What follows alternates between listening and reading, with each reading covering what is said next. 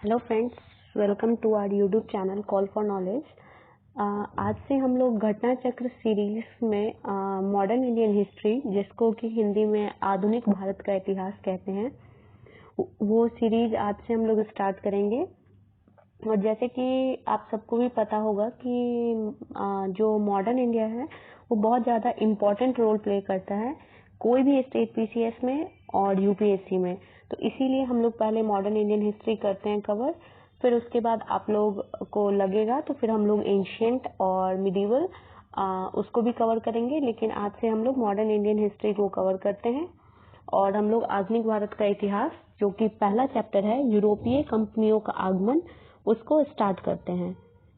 तो हम पहले ये ब्रीफ देख लेते हैं कि क्या इम्पोर्टेंट है, फिर डायरेक्ट क्वेश्चन आंसर पे चलेंगे। वास्को डी गामा जो था वो पहला था जो इंडिया आया वाया सी रूट, और ये एक पोर्चुगीज था। और एक माना जाता है कि गुजराती की मदद से वो इंडिया तक पहुंचता है, जिसका नाम था अब्दुल मजीद। वो उसको हेल्प करता है इंडिया तक आने के लिए। और वहाँ इंडिया आके वो जब जैसे कि इसमें लिखा हुआ है कि कालीकट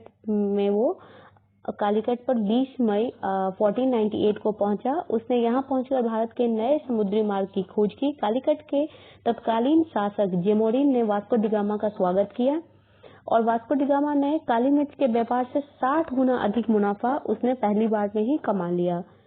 फिर इससे दूसरे लोगों को भी इससे लगा कि नहीं, वहाँ पे बहुत ज्यादा व्यापार है, तो उन लोगों को भी इससे प्रोत्साहन मिला। उसके बाद 1505 ईस्वी में फ्रांसिस्को द अल्मीडा भारत के प्रथम पुर्तगाली वाइसरॉय एवं गवर्नर बन के आता है। और व्यापारिक हितों के परिप्रेक्ष्य में हिंद महासागर में प्रभुत्व स्थापित करने के लिए अल्मीडा ने ब्लू वाटर पॉलिसी अर्थात नीला जल नीति का प्रतिपादन किया। अल्मीडा के बाद अल्फांसो द अलबुकर 1509 ईस्वी में गवर्नर बनकर आया। उसने 1510 ईस्वी में बीजापुर के शासक यूसुफ आदिल शाह से गोवा छीनकर अपने अधिकार में कर लिया। इसे भारत में पोर्चुगीज शक्ति का वास्तविक संस्थापक माना जाता था। क्योंकि ये सब जो पॉइंट है ये बहुत इंपॉर्टेंट है, ये बिल्कुल हमें डेट के साथ याद होना चाहिए, क्योंकि आगे हम लोग देखेंगे कि इसमें बहुत सारे क्वेश्चंस हैं जो डायरेक्ट पॉइंट टू पॉइंट पूछते हैं। जैसे कि who were the first to came in India, सबसे पहले पोर्चुगीज इंडिया में आने वाला कौन था, फिर पहला संस्थापक कौन माना जाता है। तो ये सब हमें डेट के साथ इन सब का नाम एकदम याद होना चाहिए। तो अलबुकर ने 1511 ईस्वी में दक्षिण पूर्वी एशिया की महत्वपूर्ण मंडी मलक्का एवं 1515 ईस्वी में फारस की खाड़ी के मुहाने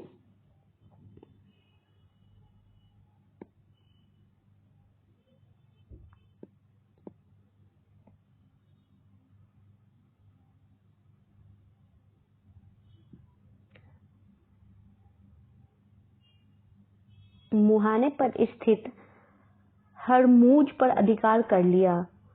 उसके बाद से अलबुकर के बाद प्रमुख गवर्नरों में से एक नीनो दी कुन्हा था। यह 1529 से 1538 ईस्वी तक गवर्नर रहा। पोर्चुगीज यात्री वास्को डी गामा ने भारत के मार्ग की जैसे वास्को डी गामा जो है वो भारत के मार्ग की खोज की, वैसे स्पेनी यात्री कोलंबस ने अमेरिका की ब्रिटेन के कैप्टन हुक ने ऑस्ट्रेलिया की और हॉलैंड के तस्मानिया तथा न्यूजीलैंड की खोज की।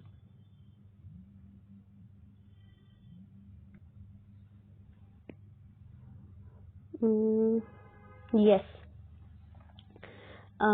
उसके बाद ये हम लोगों ने देख लिया, न्यूजीलैंड का खोज किया। उसके बाद भारत में प्रथम दुर्ग का निर्माण अल्फांसो द अलबुकर द्वारा 1503 ईस्वी में कोचिन में कराया गया। उसके बाद आते हैं इम्पोर्टेंट पॉइंट कि मध्यकाल में सर्वप्रथम भारत से व्यापार संबंध स्थापित करने वाले पोर्चुगीज थे। पहले सबसे फर्स्ट भारत में यूरोपीय व्यापारी कंपनियों के आगमन में सबसे पहले पोर्चुगीज आते हैं, फिर डच, फिर अंग्रेज, फिर डेन्स, फिर फ्रांसीसी। जैसे कि पोर्चुगीज आता है 1498 में, डच आते हैं 1602, English 1608, Danish 1620 and फ्रांसीसी 1668। भारत में पोर्चुगीज, ऐसा कहा जाता है कि पोर्चुगीज जो है भारत में सबसे पहले आया और सबसे लास्ट में गया। तो पोर्चुगीज 1490 ईस्वी में आते हैं और सबसे अंत वर्ष 1961 में वापस गए। उसके बाद और क्या देखना है हमें? ये भी इम्पोर्टेंट पॉइंट है कि पुर्तगालियों द्वारा हुगली को बंगाल की खाड़ी में समुद्री लूटपाट के लिए अड्डे के रूप में इस्तेमाल किया जाता था। एंड 1632 ईस्वी में मुगल बादशाह शाहजहां ने हुगली में पुर्तगाली बस्तियों को पूरी तरह नष्ट कर दिया और 1000 से अधिक पुर्तगाली निवासियों को बंदी बना लिया। कासिम बाजार की फैक्ट्री के प्रमुख जॉब चॉर्नॉक ने अंग्रेजों के व्यापार के लिए हुगली के स्थान पर सुतानुती अथवा सुतनौती को चुना। उसके बाद ये सब चीज उसके बाद जो है वो हम लोग क्वेश्चन स्टार्ट करते हैं, फिर क्वेश्चन में ही धीरे धीरे देखते रहेंगे क्योंकि ये सारा चीज क्वेश्चन में आता रहेगा। ये एक बहुत इम्पोर्टेंट है जो कि हमें याद करना चाहिए, वो आप एक बार देख लेना कि क्या है। उसके बाद हम लोग क्वेश्चन स्टार्ट करते हैं। वास्को डी गामा कालीकट पर किस वर्ष में आया? अभी हम लोगों ने देखा 1498। मध्यकाल में सर्वप्रथम भारत के से संबंध स्थापित करने वाले पोर्चुगीज थे। ये कितनी बार हम लोगों ने कर लिया है। प्रथम Portuguese Vasco D gamma Bharat के पश्चिम तट पर स्थित बंदरगाह कालीकट पर 20 मई 1498 को पहुंचा। उसने यहाँ पहुंचकर भारत के नए समुद्री मार्ग की खोज की। कालीकट के तत्कालीन शासक जेमोरिन ने वास्को डी गामा का स्वागत किया, आओ हमारे देश। एंड पोर्चुगीज व्यापारियों ने भारत में कालीकट, गोवा, दामन, दीव एवं हुगली के बंदरगाहों में अपनी व्यापारिक कोठियां स्थापित की। 1515 ईस्वी में फ्रांसिस्को द अल्मीडा भारत के प्रथम पोर्चुगीज वाइसरॉय बने एवं गवर्नर बनकर आया। व्यापारिक हितों के परिप्रेक्ष्य में हिंद महासागर में प्रमुख प्रभुत्व स्थापित करने के लिए अल्मीडा ने ब्लू वाटर पॉलिसी अर्थात नीला जल नीति का प्रतिपादन किया। निम्नलिखित में से कौन नीला जल नीति का प्रतिपादन स्थापित किया? हम लोगों ने अभी देखा है अल्मीडा। मध्यकाल में सर्वप्रथम भारत के व्यापार से संबंधित करने वाले जो थे वो पोर्चुगीज थे, जो कि हम लोगों ने देखा है। ये देखिए कितनी बार ये क्वेश्चन रिपीटेड है, तो ये सब बिल्कुल याद रहना चाहिए। वास्को डी गामा भारत कब आया? 1498। पुर्तगाली उपनिवेश का प्रथम वाइसराय कौन था? अभी हम लोगों ने देखा है अल्मीडा। निम्नलिखित में से किसने वास्को डी गामा का कालीकट में स्वागत किया? जेमोरिन। ये सब सारा चीज हम लोग देख चुके हैं, ये हमें फटाफट याद होना चाहिए। ये भी हम लोग कर चुके हैं, इसको हम लोग को मैच करना है। मैच द फॉलोइंग्स है, जैसे ये जो वास्को डी गामा है वो वास्को डी गामा, इसको हम लोग Portuguese, Christopher Columbus Spain, captain cook great Britain and Tasman Holland. वैसे अगर हम लोग को सिर्फ वास्को डी गामा अगर पता है तब भी हम लोग कर सकते हैं, क्योंकि वास्को डी गामा ए का यहाँ पे जैसे आप देखेंगे ए का 2 जो है वो 1 में ही है, तो इसी से हम लोग का क्लियर हो जाएगा कि ये आंसर है। तो ये इतना इम्पोर्टेंट है ये चैप्टर, और इससे बहुत सारे क्वेश्चंस आते हैं जो कि आप लोग देख ही रहे हैं। भारत में पुर्तगाली शक्ति का वास्तविक संस्थापक कौन माना जाता है? अल्बुकर। भारत में पुर्तगाली शक्ति का वास्तविक संस्थापक अल्बुकर को माना जाता है। इसने भारत में प्रादेशिक शक्ति एवं पुर्तगाली राज्य की स्थापना की। फरवरी 1510 में बीजापुर के आदिलशाही सुल्तान से गोवा को जीतना अल्बुकर की पहली महत्वपूर्ण उपलब्धि थी। गोवा के विजय ने दक्षिण पश्चिम तट पर पुर्तगाली नौसैनिक प्रभुत्व पर मुहर लगा दिया। साथ ही भारत के क्षेत्रीय पुर्तगाली राज्य की स्थापना हुई। अल्बुकर ने भारत में पुर्तगालियों की संख्या में वृद्धि करने एवं उनकी अस्थायी बस्तियां बसाने के उद्देश्य से पुर्तगालियों को भारतीय महिलाओं के साथ विवाह करने के लिए प्रोत्साहित किया, क्योंकि ये मिडिवल और एंशिएंट टाइम से ही चलता आ रहा है कि मैट्रिमोनियल अलायंस जब लोग करते हैं तो दो फैमिली जुड़ जाते हैं और उससे हमेशा फायदा ही हुआ है। भारत में यूरोपीय शक्तियों के प्रवेश के संदर्भ में निम्न में से कौन सा स्थान सही नहीं है? ये IAS 2003 में क्वेश्चन पूछा गया है। हाँ, भारत में यूरोपीय शक्तियों के प्रवेश के संदर्भ में निम्न में से कौन सा कथन सही नहीं है? तो इसका आंसर हमने पहले देख लिया है कि पुर्तगाली ने 1499 में गोवा पर कब्जा कर लिया था।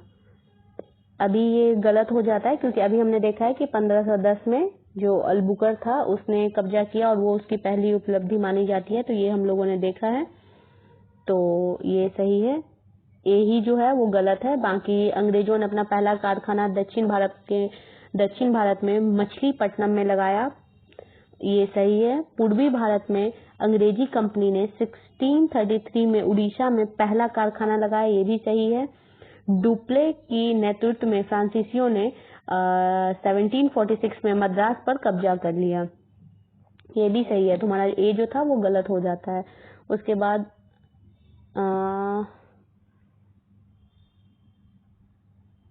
बाद ये क्वेश्चन है हमारा, हाँ, पुर्तगालियों ने भारत में निम्नलिखित में से किस स्थान पर प्रथम दुर्ग का निर्माण किया था? ये कोचीन में किया था। पुर्तगालियों ने भारत में प्रथम दुर्ग तथा प्रथम यूरोपीय दुर्ग भी का निर्माण अल्फांसो द अलबुकर, इस समय वह गवर्नर नहीं था, और 1503 में कोचीन में कराया गया था। किन यूरोपियों ने भारत में प्रथमतः समुद्रिक व्यापारिक केंद्र स्थापित किए? तो पोर्चुगीज ने। यूरोपीय शक्तियों में सर्वप्रथम पुर्तगाली व्यापारियों ने भारत में समुद्रिक व्यापारिक केंद्र स्थापित किए, और भारत में प्रथम पुर्तगाली वाइसरॉय अल्फांसो द अल्मीडा ने 1509 ईस्वी में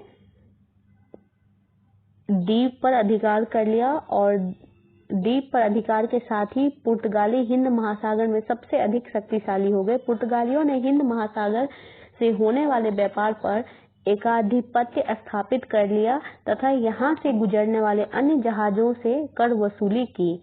बंगाल की निम्नलिखित फैक्ट्रियों में से जो पुर्तगाली द्वारा स्थापित की गई वह थी हुगली। अभी हम लोग इसका देखे हैं। पुर्तगाली गवर्नर नीनो दी कुन्हा ने मद्रास के निकट सेंथोमी और बंगाल में हुगली में पुर्तगाली बस्तियां स्थापित कर भारत के पूर्वी तट की ओर पुर्तगाली वाणिज्य का विस्तार किया। 1534 ईस्वी में पुर्तगालियों ने बंगाल के शासक ग्यासुद्दीन महमूद शाह से सतगांव और चटगांव में अपनी फैक्ट्रियां स्थापित करने की अनुमति प्राप्त कर ली। इसके बाद संपूर्ण बंगाल में अनेक पुर्तगाली बस्तियां की स्थापना की गई। चटगांव, जिसे पुर्तगाली मक्का महान बंदरगाह के रूप में अभिहित करते थे, उनके द्वारा प्रयुक्त किया जाता रहा, किंतु 16वीं सदी में सतगांव का पतन हो गया और उसका स्थान हुगली ने ले लिया। नेक्स्ट क्वेश्चन देखते हैं हम लोग। पौंडीचेरी वर्तमान पुदुचेरी के संदर्भ में निम्नलिखित कथनों पर विचार कीजिए। पौंडीचेरी पर कब्जा करने वाली पहली यूरोपीय शक्ति पुर्तगाली थे, सही है। पौंडीचेरी पर कब्जा करने वाली दूसरी यूरोपीय शक्ति फ्रांसीसी थे, नहीं। अंग्रेजों ने कभी पौंडीचेरी पर कब्जा नहीं किया, नहीं इन्होंने किया था, तो इसमें केवल ए जो है वो हमारा सही हो जाता है।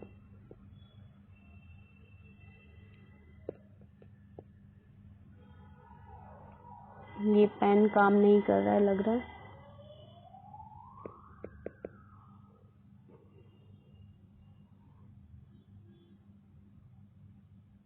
ये हमने कर लिया, हाँ। पौंडीचेरी में सर्वप्रथम पुर्तगालियों ने अपना उपनिवेश स्थापित किया। पौंडीचेरी में इसके बाद डेन्स और डचों ने व्यापारिक कोठियां स्थापित की थी। इसके बाद 1673 ईस्वी में फ्रांसीसियों ने यहाँ अपनी बस्ती स्थापित की। अंग्रेजों ने भी पौंडीचेरी पर 1793 ईस्वी में कब्जा कर लिया और फिर 1418 ईस्वी में हुई पेरिस की संधि के तहत इसे फ्रांस को सौंप दिया गया। इस प्रकार केवल एक सही है जो हम लोगों ने देख लिया। ये क्वेश्चन IAS 1995 में पूछा गया है कि हुगली को बंगाल की खाड़ी में समुद्री लूटपाट के लिए किसने अड्डा बनाया था? पोर्चुगीज ने। हम लोग देखे हुए हैं ये पोर्चुगीज द्वारा हुगली को बंगाल की खाड़ी में समुद्री लूटपाट के लिए अड्डा के रूप में इस्तेमाल किया जाता था। बंगाल की खाड़ी में समुद्री डकैती हेतु सेम क्वेश्चन रिपीटेड है। हुगली का उपयोग कौन करता था? पोर्चुगीज। ये पोर्चुगीज बहुत कुछ करता था। 16 नंबर क्वेश्चन देखते हैं। निम्नलिखित में से कौन कलकत्ता का संस्थापक था? जॉब चॉर्नॉक। इसका बी ऑप्शन सही है। कासिम बाजार की फैक्ट्री के प्रमुख जॉब चॉर्नॉक ने अंग्रेजों के व्यापार केंद्र के लिए हुगली के स्थान पर सुतनाती अथवा सुतनौती कलकत्ता का स्थल को चुना। उसे ही कलकत्ता का संस्थापक माना जाता है। हालांकि मई 2003 में दिए गए निर्णय में कलकत्ता के उच्च न्यायालय की एक खंडपीठ में जॉब चॉर्नॉक को कलकत्ता का संस्थापक न मानते हुए कहा कि कलकत्ता जॉब चॉर्नॉक के आगमन से पूर्व अस्तित्व में था। इस आधार पर कलकत्ता का स्थापना 24 अगस्त 1690 फाउंडेशन डे भी नहीं मनाया जा सकता। कलकत्ता किसने बसाया था? Same question repeated. D option Job Charnock. निम्न में से किस स्थान पर भारत में प्रथम नगर निगम का स्थापित किया गया है? मद्रास। आधुनिक भारत में पहला नगर निगम 1688 ईस्वी में मद्रास के पूर्व प्रेसिडेंसी शहर में स्थापित किया गया। भारत के साथ व्यापार के लिए सर्वप्रथम संयुक्त पूंजी किन लोगों ने आरंभ की? तो डच ने की थी ये। भारत के साथ व्यापार के लिए सर्वप्रथम संयुक्त पूंजी कंपनी 1599 ईस्वी में लंदन में स्थापित अंग्रेजी east India company the governor and company of merchant of London trading into the East Indies थी। इसके बाद 1602 ईस्वी में डच हॉलैंड सांसद द्वारा पारित प्रस्ताव से एक संयुक्त डच ईस्ट इंडिया कंपनी की स्थापना हुई। निम्नलिखित कथनों में से कौन सा कथन सही है? आधुनिक कोची भारत की स्वतंत्रता तथा डच उपनिवेश था। नहीं, गलत। डचों ने पुर्तगालियों को पराजित किया और आधुनिक कोची में उन्हें फोर्ट विलियम का निर्माण किया। ये सही है। और आधुनिक कोची पहले डच उपनिवेश था जिसके बाद पुर्तगालियों ने अधिकार हो गया। नहीं, ये भी गलत है। आधुनिक कोची कभी भी ब्रिटिश उपनिवेश नहीं माना गया था। ये भी गलत है। डचों ने पुर्तगालियों को पराजित कर आधुनिक कोची में फोर्ट विलियम का निर्माण करवाया था। बी ऑप्शन सही है इसका। भारत में ईस्ट इंडिया कंपनी की सफलता का राज था तो भारत में राष्ट्रीय भावना की कमी। ये सही है। कंपनी की सेना को पश्चिम प्रशिक्षण मिला था, उनके पास आधुनिक हथियार थे। ये भी सही है। भारतीय सैनिक में राष्ट्रीय भावना का अभाव था जिसके फलस्वरूप कोई जो उन्हें अच्छा वेतन दे अपनी सेवा में लगा सकता था। ये भी सही है। तो उपयुक्त सही हो जाता है इसका आंसर। उपयुक्त तीनों कारण भारत में ईस्ट इंडिया कंपनी की सफलता में सहायक थे। ज्ञातव्य है कि 1599 ईस्वी में इंग्लैंड में एक मर्चेंट एडवेंचर्स नामक दल ने अंग्रेजी ईस्ट इंडिया कंपनी अथवा the governor and company of merchant of London trading into the East Indies की स्थापना की। निम्नलिखित ब्रिटिश कंपनियों में से किसे भारत में व्यापार करने का पहला अधिकार पत्र प्राप्त हुआ था? तो जो वो लिवेंट कंपनी था। लिवेंट कंपनी को 1593 ईस्वी में स्थल मार्ग से भारत में व्यापार करने का अधिकार प्राप्त हुआ था। 31 दिसंबर 1600 को महारानी एलिजाबेथ प्रथम ने the governor and company of merchant of London trading into the Indies को समुद्री मार्ग से ईस्ट इंडीज के साथ व्यापार करने का पहला अधिकार पत्र प्रदान किया। 1602 ईस्वी में इसने न्यू कंपनी तथा महारानी एनी के साथ मिलकर एक त्रिपक्षीय इकरारनामा किया और जिसके तहत पुरानी कंपनी 7 साल के भीतर खुद को बंद कर देगी तथा 1709 ईस्वी में दोनों कंपनी मिलकर नए नाम united company of merchant of England trading to the East Indies के रूप में अपने व्यापार को बढ़ाएगी। यह कंपनी सामान्यतः ईस्ट इंडिया कंपनी के नाम से प्रसिद्ध हुई। लंदन में ब्रिटिश ईस्ट इंडिया कंपनी के गठन के समय भारत का निम्नलिखित में से कौन बादशाह था? तो ये अकबर था।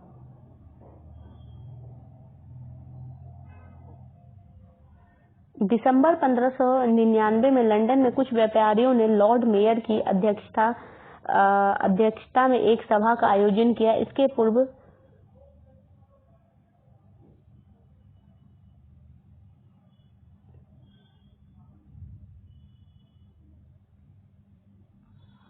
पूर्व के देशों के साथ व्यापार करने के आशय 1599 ईस्वी में एक कंपनी का गठन किया। इसका नाम governor and company of the merchant London trading into the East Indies रखा गया। इस दौरान भारत का बादशाह अकबर था। निम्न में से किस मुगल सम्राट के काल में इंग्लिश ईस्ट इंडिया कंपनी ने भारत में सर्वप्रथम कारखाना स्थापित किया? तो ये जहांगीर था। जब वो कंपनी खुल रहा था तब भारत का बादशाह अकबर था जो 1605 में जिसकी मृत्यु हो जाती है। लेकिन जब उन्होंने अपना कारखाना इंग्लिश में एस्टैब्लिश किया तब उस टाइम भारत का जो राजा थे वो जहांगीर थे। जहांगीर के शासनकाल में ईस्ट इंडिया कंपनी ने सर्वप्रथम 1611 ईस्वी में मसूलीपट्टनम अथवा मछलीपट्टनम एक और स्थायी कारखाना स्थापित किया था और 1613 ईस्वी में सूरत में अस्थायी कारखाना का स्थापित किया। प्रथम अस्थायी कारखाना उसने वहां 1613 ईस्वी में सूरत में स्थापित किया। भारत में 1613 ईस्वी में अंग्रेजों ने अपनी पहली फैक्ट्री कहाँ स्थापित की थी? तो सूरत। अभी हम लोग देखे हैं, ये 39 बीपीएससी का क्वेश्चन है। कैप्टन विलियम हॉकिंस ने सूरत से मुगल दरबार 1608 ईस्वी में पहुंचा किंतु सूरत में फैक्ट्री के स्थापना की अनुमति पाने में सफल नहीं हो सका। 1611 ईस्वी में पुर्तगालियों के विरोध के बावजूद कैप्टन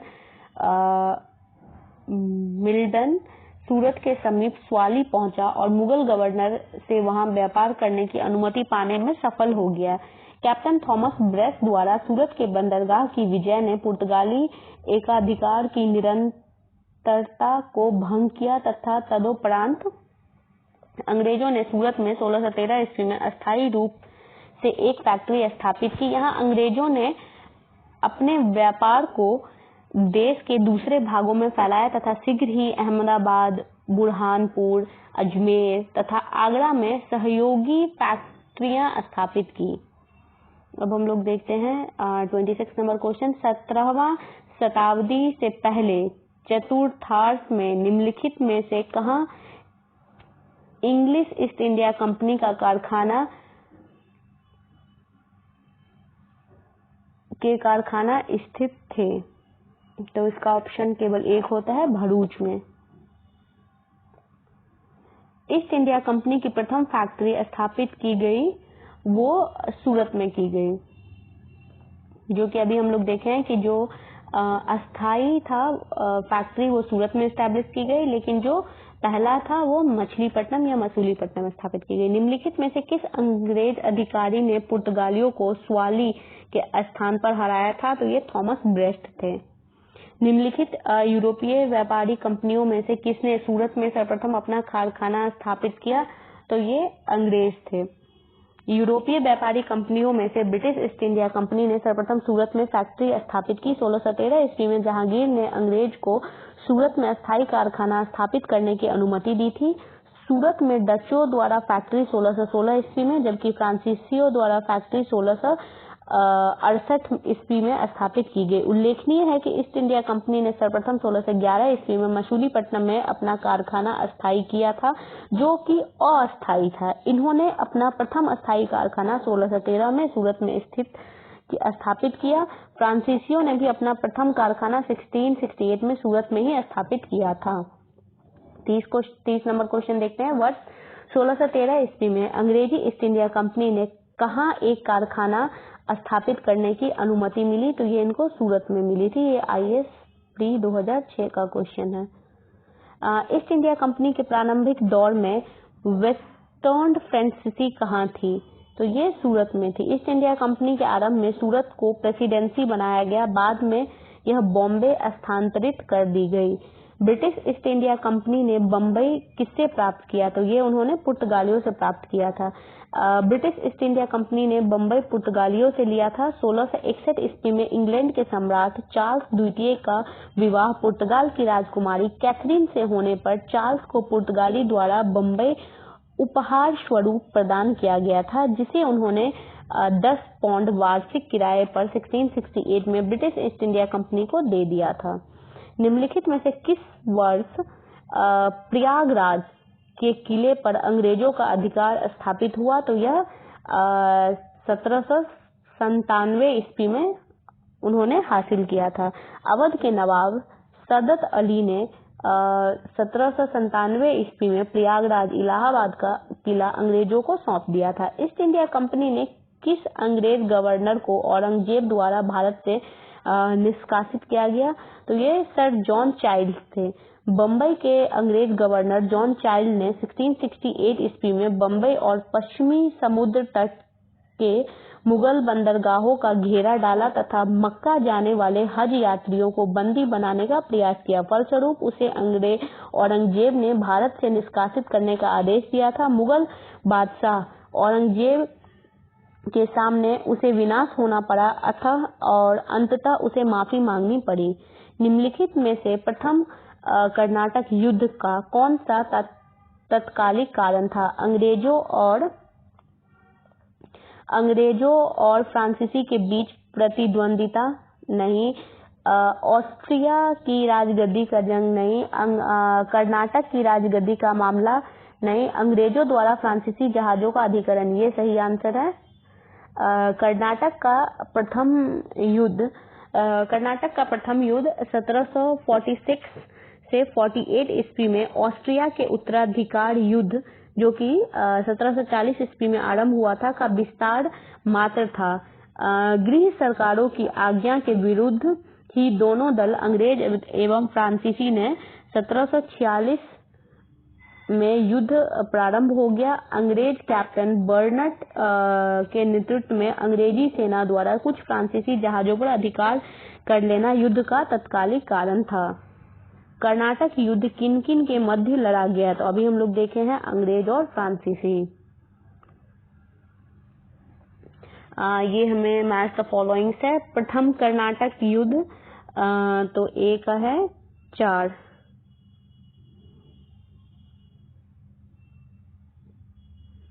एक्सला चैपल की संधि से अंत। बी का 1 है। तृतीय कर्नाटक युद्ध पेरिस की संधि से अंत। सी का 3 और निर्णायक युद्ध द्वितीय कर्नाटक युद्ध जो था, और प्रथम मैसूर युद्ध ये ब्रिटिश का हार। ये सही सुमेलन यहाँ पे आप देख लें एक बार। निम्नलिखित में से कौन सा एक सही सुमेलित नहीं है? तो ये सही सुमेलित नहीं है पूछ रहा है, तो हम लोग यहाँ पे देख लेते हैं कि वो जो बी था वो सही सुमेलित नहीं था। कर्नाटक का द्वितीय युद्ध, तो यहाँ पे हम लोग सही आंसर इसका देख लेते हैं। प्रथम कर्नाटक युद्ध 46 to 48 में हुआ था। कर्नाटक का द्वितीय युद्ध 49 to 54 में हुआ था। कर्नाटक का तृतीय युद्ध 58 to 63 में हुआ था। पानीपत का तृतीय युद्ध 1761 में हुआ था। उल्लेखनीय है कि भारत में अंग्रेजों और फ्रांसीसियों के बीच लड़े गए युद्ध को कर्नाटक युद्ध के नाम से जाना जाता है। निम्नलिखित में से कौन सा प्रथम यूरोपियन व्यक्ति था जिसने भू क्षेत्र अर्जित करने के उद्देश्य से भारतीय राजाओं के झगड़े में भाग लेने की नीति आरंभ की? ये तो लॉर्ड डुप्लेक्स था। डुप्लेक्स ने पहली बार वे हथकंडे का प्रयोग किया जो भारत को जीतने के लिए अंग्रेजों के मार्गदर्शक बने। डुप्ले प्रथम यूरोपियन था जिसे भू क्षेत्र अर्जित करने के उद्देश्य से भारतीय राजाओं के झगड़ों में भाग लेने की नीति आरंभ की। यह डुप्ले ही था जिसने पहली बार यूरोपीय सेना को भारतीय राज दरबारों में भारतीय व्यय पर नियुक्त करवाया तथा जिसने पहली बार यूरोपियों के हितों के लिए भारतीय राजनीति में हस्तक्षेप किया तथा भारत में यूरोपीय साम्राज्य की नींव रखी। उसके बारे में जीबी मालेसन ने लिखा है कि उसकी योजनाओं का प्रभाव उसके जाने के पश्चात भी रहा। वह भूमि जिसे उसने अपनी सूझबूझ से जोता था, उर्वरक बनाया था और वह क्षमता जो उसने दर्शाई उसके लौटने के तुरंत पश्चात उसके प्रतिद्वंदी ने उपयोग की और उसके अत्यधिक लाभ उठाया। नेक्स्ट क्वेश्चन, भारत में फ्रांसीसियों ने अपना पहला कारखाना निम्न किन स्थानों पर और निम्न स्थानों में से कहाँ लगाया था? तो सूरत में लगाया था, जो 1668 में लुई 14वें के मंत्री काल्बर्ट द्वारा 1664 में फ्रेंच ईस्ट इंडिया कंपनी की स्थापना हुई, जिसे कंपनी डेस इंडेस ओरिएंटलेस कहा गया। फ्रांसीसी कंपनी का निर्माण राज्य द्वारा हुआ और राज्य ही इसका सारा खर्च देता था। 1667 में फ्रांसीसियों ने कौरों के नेतृत्व में एक अभियान दल भारत के लिए रवाना हुआ और 1668 में सूरत में अपने पहले व्यापारिक कारखाना की स्थापना की। फ्रांसीसी ईस्ट इंडिया कंपनी संस्थापित हुई थी यह लुई 14वें के शासनकाल में।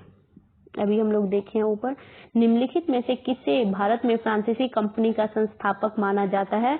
तो ये कॉलबर्ट हैं।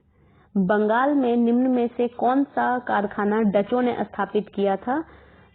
तो बी चिंसुरा और हुगली। डचों ने बंगाल में पहली कंपनी पिपली 1627 ईस्वी में स्थापित हुई। इसके कुछ दिनों बाद डच ने पिपली से बालासोर चले आए। बंगाल में डचों ने 1635 ईस्वी के प्रारंभ कर 1656 के बीच कुछ समय तक हुगली में फैक्ट्री का संचालन किया और 1656 ईस्वी के बाद हुगली से ही एक गांव चिंसुरा 1653 में स्थापित फैक्ट्री डचों के व्यापार का मुख्य केंद्र बन गई। स्पष्ट है कि दिए गए विकल्पों में डच कारखाना चिंसुरा हुगली एक ग्राम के साथ हुगली मुख्यालय में था।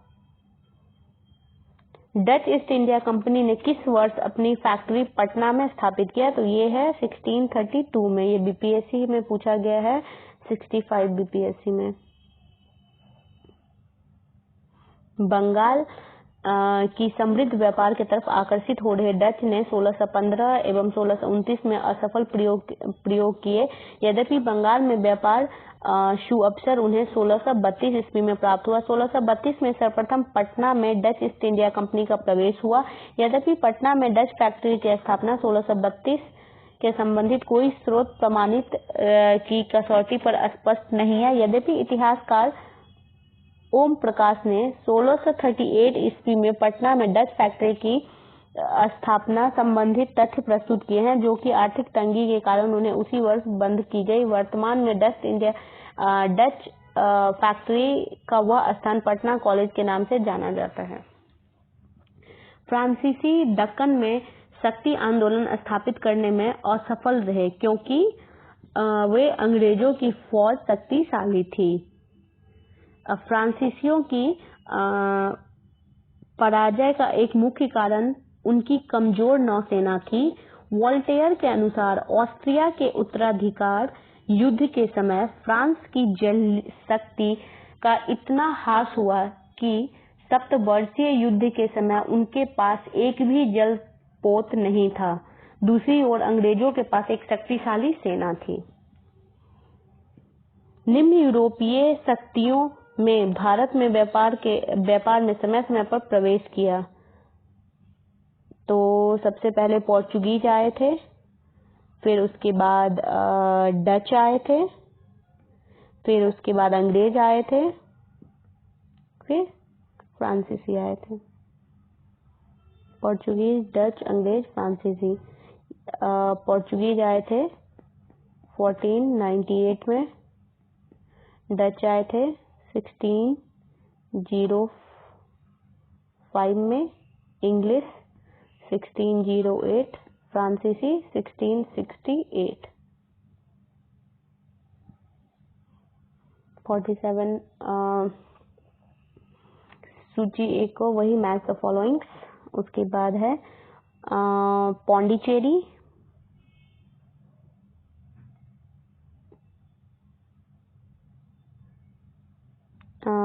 गोवा, ट्रांसकेबार, सद्रास डच।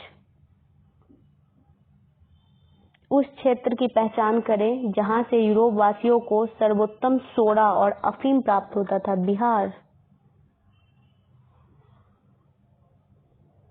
यूरोप वासियों को सर्वोत्तम सोडा और अफीम बिहार से प्राप्त होता था।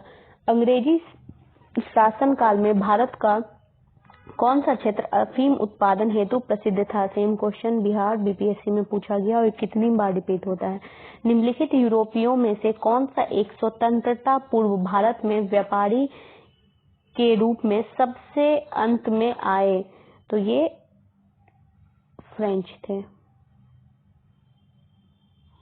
16वीं 17वीं शताब्दी में यूरोप के अनेक राष्ट्रों से व्यापारी समय समय पर व्यापार के उद्देश्य से भारत आए। इन यूरोपियों में सबसे पहले 1498 में पोर्चुगीज आता है, 1605 में डच आता है, 1668 में अंग्रेज आता है और 1664 में फ्रांसीसी का आगमन हुआ। इस प्रकार उपयुक्त विकल्पों में सबसे लास्ट में जो आने वाला था वो फ्रांसीसी था। निम्नलिखित में से कौन से स्थानों पर डचों ने अपने व्यापारिक अड्डे स्थापित किए थे? तो ये उपयुक्त सभी पे किए थे। नागपट्टनम, चिंसुरा, मछलीपट्टनम, सूरत, भरूच, आगरा, कोच्चिन, अहमदाबाद, पटना। निम्नलिखित पर विचार कीजिए। मृदा के स्वरूप तथा उपज के गुणों के आधार पर भूमि राजस्व का मूल्यांकन, युद्ध में चलती फिरती तोपों का उपयोग, तंबाकू और लाल मिर्च की खेती। तो इसका आंसर है कोई भी नहीं। ये क्वेश्चन था कि उपयुक्त में से कौन सा अंग्रेजों की भारत को देन थी? तो ये कोई भी उसकी देन नहीं थी। मृदा स्वरूप तथा उपज के गुणों के आधार पर भूमि राजस्व का मूल्यांकन अंग्रेजों से पूर्व शेरशाह सूरी अकबर द्वारा किया जा चुका था। भारत में तंबाकू, लाल मिर्च पोर्चुगीज की देन थी और चलती फिरती तोपों का प्रचलन मुगल काल में ही था। अकबर के आयुध निर्माण कारखानाओं में तमाम प्रकार की बड़ी छोटी तोपों तैयार की जाती थी। इस प्रकार अंग्रेजों की भारत में देन इनमें से कोई भी नहीं है। ये IAS 2012 में पूछा गया है। किसने ईस्ट इंडिया कंपनी के बारे में यह टिप्पणी की? कंपनी एक असंगति है, परंतु यह उस व्यवस्था का भाग है जहां सब कुछ भी असंगत है। तो यह TB मैकॉले का है।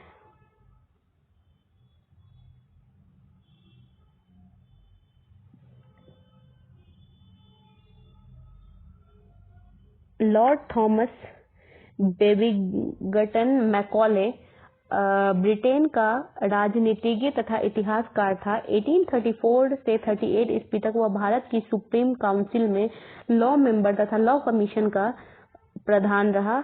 प्रसिद्ध दंड विधान ग्रंथ द इंडियन पीनल कोड की पांडुलिपि इसी के तैयार की थी। अंग्रेजी को भारत की सरकारी भाषा तथा शिक्षा का माध्यम और यूरोपीय साहित्य, दर्शन तथा विज्ञान को भारतीय शिक्षा का लक्ष्य बनाने में इसकी महत्वपूर्ण भूमिका है। ईस्ट इंडिया कंपनी की नीतियों पर टिप्पणी करते हुए मैकॉले ने कहा था कि कंपनी एक असंगति है, परंतु यह उस व्यवस्था का भाग है जहां सब कुछ ही असंगत है। ये हम लोग 54 नंबर क्वेश्चन देख रहे हैं। एक्सला-शापेल 1748 की संधि के संदर्भ में निम्नलिखित में से कौन सा कथन सही है? तो प्रथम कर्नाटक युद्ध की समाप्ति सही है और अंग्रेज को मद्रास पुनः प्राप्त हुआ, तो ये दोनों सही है। एक्स-ला-शापेल की संधि 1748 में ऑस्ट्रिया के उत्तराधिकार का युद्ध समाप्त हो गया। यूरोप का युद्ध बंद होते ही कर्नाटक का प्रथम युद्ध समाप्त हो गया तथा मद्रास अंग्रेजों को पुनः प्राप्त हो गया। ये 55 नंबर क्वेश्चन है। भारत में अंग्रेजों की सफलता तथा फ्रांसीसियों की असफलता के कारण के संदर्भ में निम्नलिखित में से कौन सा कथन सही है? तो अंग्रेजों को बंगाल विजय से अपार धन एवं जनशक्ति का मिलना सही है। अंग्रेजों की बेहतर नौसैनिक ताकत, ये भी सही है। तो ये दोनों सही है। भारत में अंग्रेजों की सफलता के कई कारण थे। इनमें अंग्रेजों की बेहतरीन नौसैनिक ताकत, बंगाल पर नियंत्रण से अपार धन की प्राप्ति, कंपनी की विभिन्न इकाइयों में समन्वय, योग्य नेतृत्व आदि थे। तो यहाँ फ्रेंड्स ये हमारा फर्स्ट चैप्टर जो हम लोग कर रहे थे यूरोपीय कंपनियों का आगमन, ये खत्म होता है। अगर आपको ये वीडियो अच्छा लगा है तो प्लीज चैनल को लाइक कीजिए, सब्सक्राइब कीजिए और कमेंट कीजिए कि आपको कैसा लगा है। और अगर आपको अच्छा लगा है तो ये ऐसे ही डेली एक वीडियो आता रहेगा जो आप देखें, और देख के इससे आपका एक क्वेश्चन भी अगर आता है या आपको थोड़ा सा भी हेल्प मिलता है तो हमारे लिए बहुत खुशी का बात होगा। So thanks for watching.